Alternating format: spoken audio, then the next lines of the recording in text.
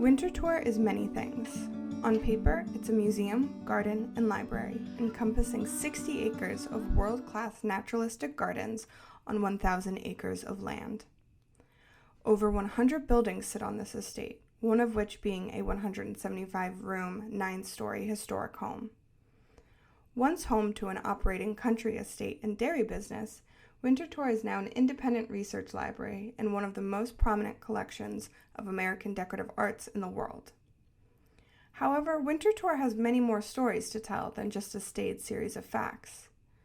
In this podcast series, we're going to share some truly fascinating, untold stories of the people and places of Winterthur.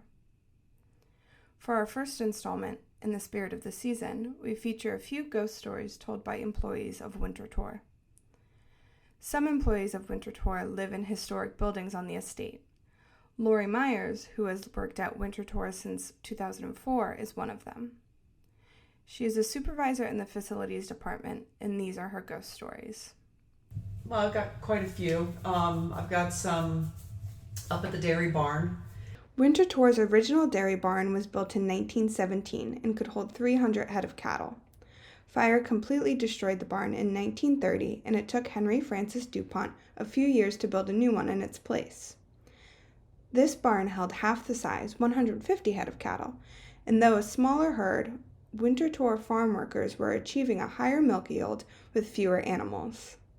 I had a gentleman that worked for me one time, and he was up there moving through the building, and he thought he heard footsteps, so he stopped and would turn and look, and nobody was there. He looked underneath the trams to see if there was feet, but there's no one there. We go up there every morning, and we always say, "Good morning, barn," but it doesn't seem to work. We don't recognize them. We hear whispers, we hear talking, we hear footsteps all the time. I actually seen just a few weeks ago, I seen someone leaning against one of the poles, the structure poles in the barn. I could see bib overalls, but that was it. And then I turned to look again, what did I just see? And I turned back and it was completely gone. So there's definitely stuff moving around up there that's things they're still working. But so the dairy barn is a hot spot. I had someone in my staff see, again, someone wearing bib overalls on the opposite side of the dairy barn where the test barn is. This test barn is where the milk was tested for its butterfat content. High butterfat content was crucial in attaining placement on the Holstein-Friesian registry. This is the only original barn still standing from the main dairy barn complex of 1917 through 1918. And she actually thought it was a lost guest. So she followed that person to find no one on the other side, which was the field. She was so shook. That area up there, they're still working,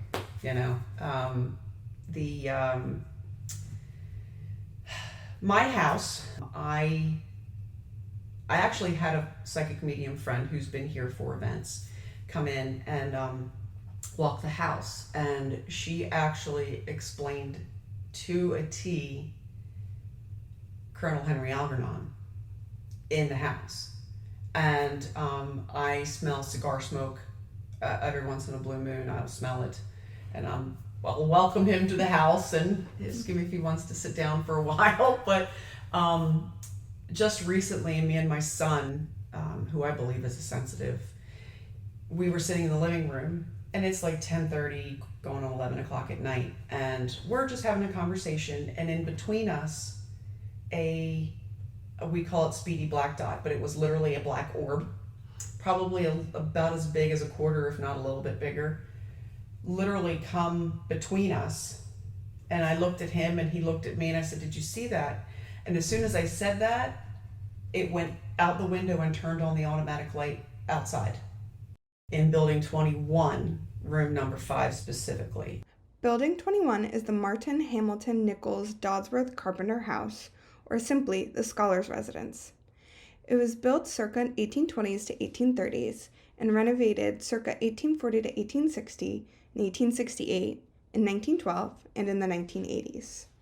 I have a photograph on file that I've actually sent guests who have stayed in room number 5, reporting a woman dressed in a white up to the chin dress, nightgown, all the way to the floor, hair pulled up into a bun, standing behind the door.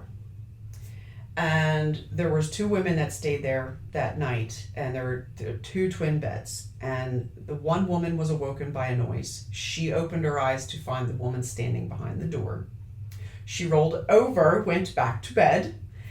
The same woman, whom they were just traveling together for a seminar, she reported back to me that she was awoken by something and found the woman standing behind the door. This startled her to the point where she was afraid to get up to go out the door because the woman was standing behind the door. So she rolled over and never slept another wink. Now, I said, okay, so you both seen this woman. I sent them the picture of the woman, and they both, in separate emails, claimed the woman that they saw was the woman in the picture. In that room, after that, just recently, we have some of our students come and stay in May and June. Once they left, we found pink Himalayan salt in every corner of the room. So my guess is they experienced the same thing and were cleansing the space. Building 22 has a mimic in it. The spirit, I don't know what it is, who it is. We believe it's a woman. But the house, you walk in, and Tara, apparently they don't like Tara, the housekeeper that I have assigned there. And she has heard other people say hello. And she'll say hello, it's just housekeeping. And she'll motivate around the room. And there's no one in the building. So that kind of freaks her out a little bit. Doreen and I went in one day looking for Tara. And the door was open, so we went in and we're like, hey, Tara, we're here, you ready? And we heard this, yeah, okay.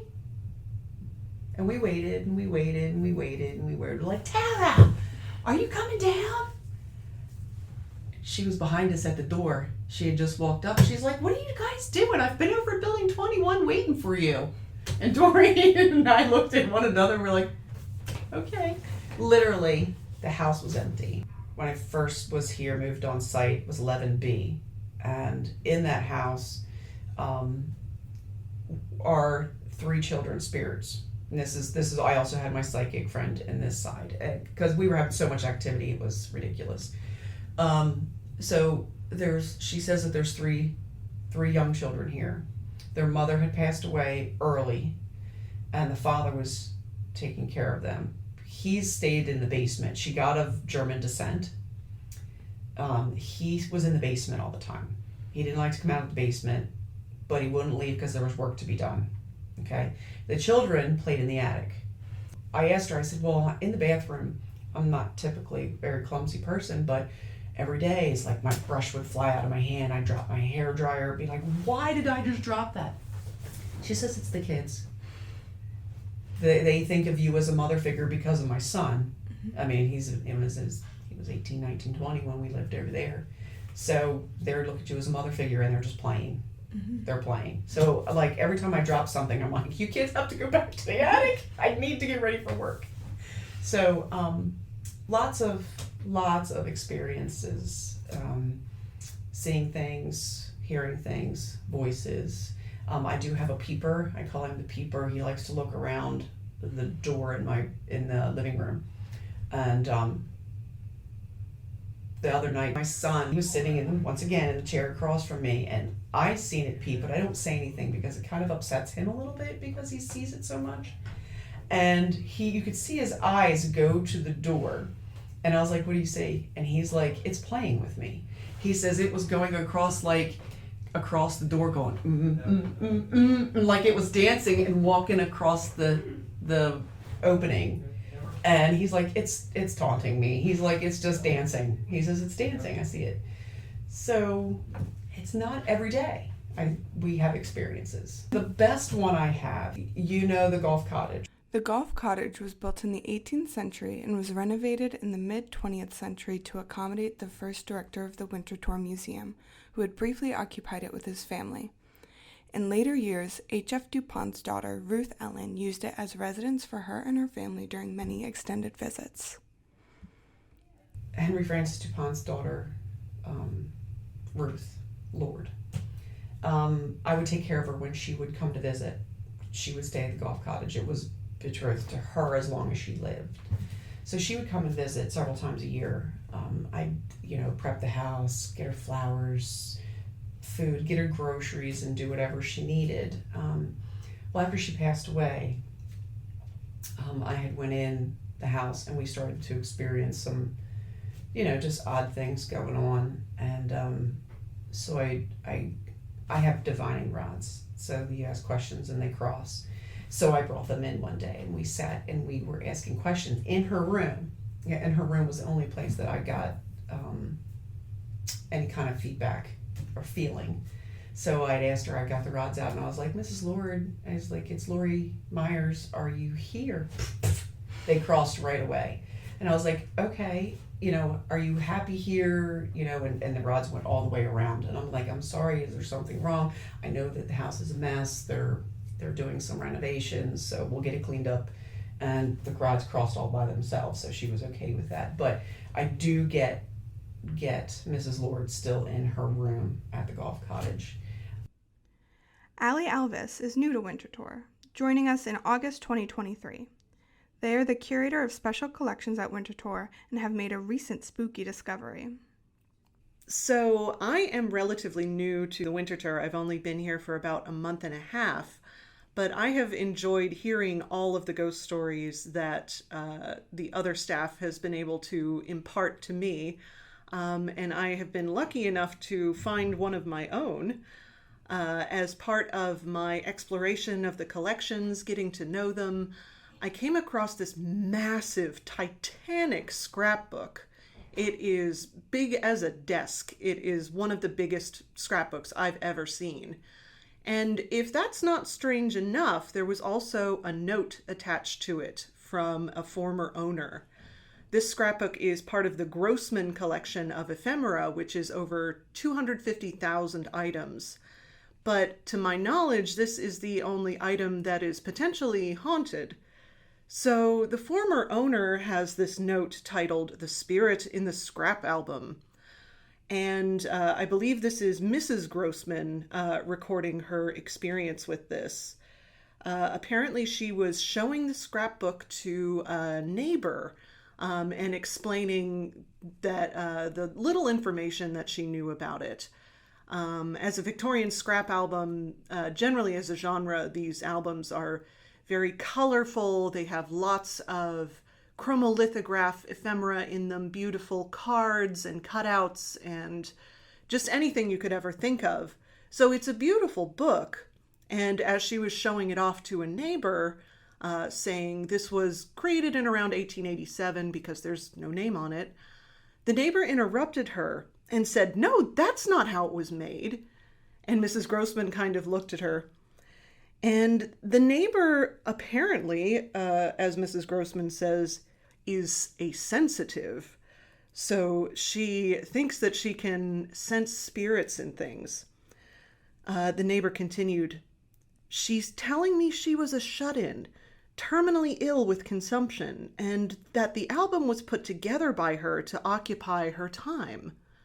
So this neighbor is feeling from this book that it wasn't just a fun album put together by any old person, but specifically by a young woman with consumption.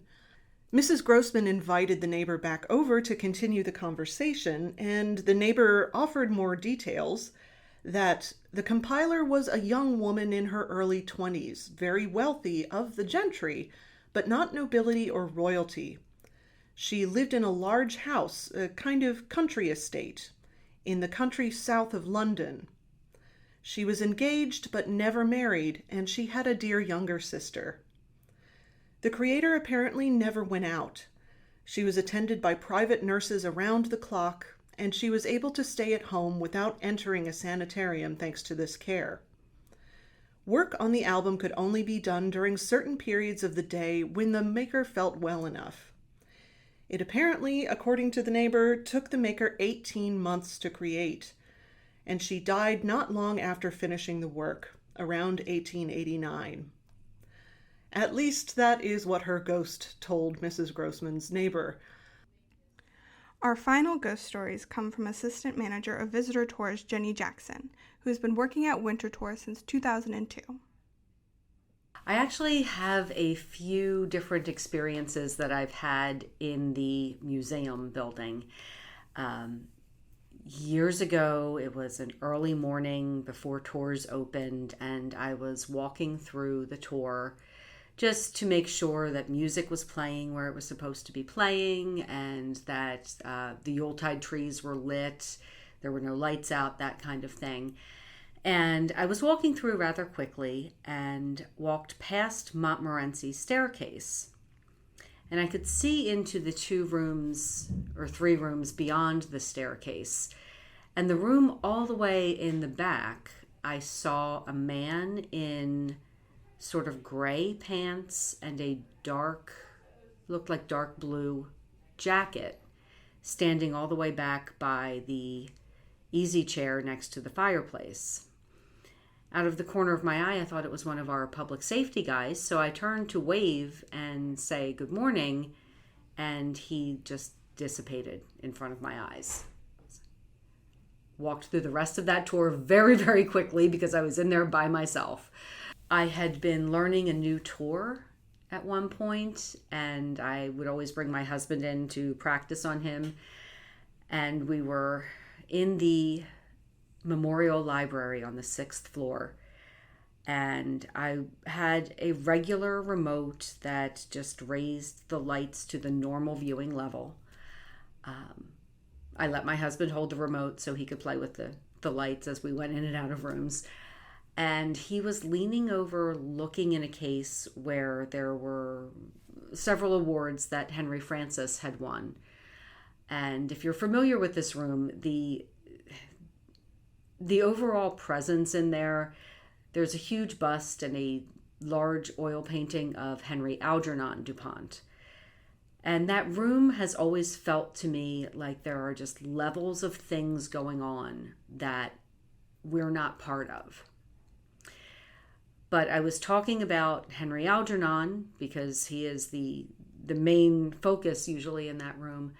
And my husband was looking at these awards that Henry Francis had won. And all of a sudden, the lights in the room came up to study level. Like the brightest, the lights will go up. And my remote did not have access to that level of light. So it was almost as though, when my husband was noticing that Henry Francis had won all of these awards, that, almost like Henry Francis was saying, yeah, I was important too. I did stuff.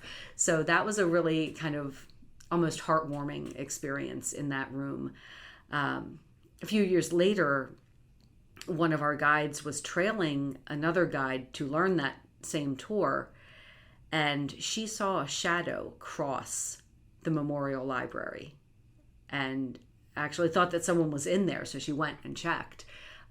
The room was empty. So I definitely think there is something going on in that room that we're not always aware of. And probably the most intimidating experience I had, or have had repeatedly in the museum, is on the 4th floor in the 17th century rooms, the Heart Room in particular. Every time I've gone into that room, I feel like I'm not welcome, like something doesn't want me there, and I feel like there's a very strong male energy in that room that does not particularly like women, or specifically does not like me. I've always just felt very uneasy, and I brought my niece and her boyfriend and took them through the museum when they were out visiting just this past spring. And we walked into the Heart Room, and my niece's boyfriend he's very sensitive to energies as well. We walked into that room, and I had not told him the stories of what I feel in that space. And we walked in, and he said, "Wow, he really doesn't like you." I was like, "Yeah, no kidding." So we were in there talking for a little bit, and he, was like, "Can you guys just be quiet, maybe just stand in the doorway? I just need a minute." And after a while, he said, "Okay, let's go." And we walked out of the room, and, he was like, "I didn't get anything else in there." And we finished walking through the museum. They returned home. 3-4 weeks after that, I happened to go down to the heart room for something. And it felt much lighter. I didn't feel like something didn't want me there. I just happened to text my niece a couple days later and tell her about that. And she responds, "Oh my God." He said he told that guy that if he didn't leave you alone, he was going to come back to Delaware and take care of him. So as silly as it sounds, I went back down to the heart room, and I have no idea who this energy is, but I refer to him as Mr. Hart, for lack of a better term.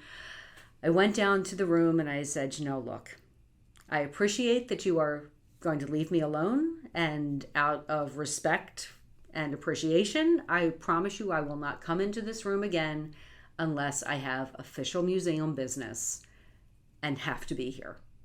And I have not had any reason to go to that room since, and so I've avoided it, even though it does contain some of my most favorite pieces of furniture. I'm not going to mess with Mr. Hart." With a place as historically rich as Winterthur, it is no surprise that there are dozens more stories of specters lurking on the property.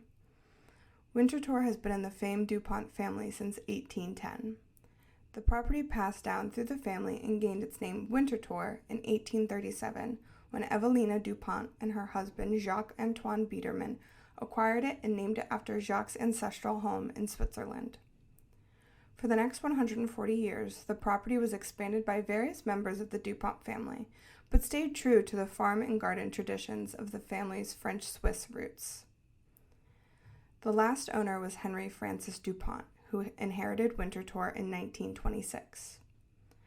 Over the next 4 decades, he dramatically expanded the house to hold his massive collection of American decorative arts. H.F. considered himself the head gardener at Winterthur and created a naturalistic-style garden that is still in place today and delighting visitors with its successive waves of color all year long. H.F. opened Winterthur to the public in 1951. While several of the ghostly sightings took place in areas not open to the public, next time you visit, keep an eye out for the previous occupants and workers of Winterthur. Follow along on our socials to see the photos mentioned in this episode and for updates on our next release. Thank you for listening.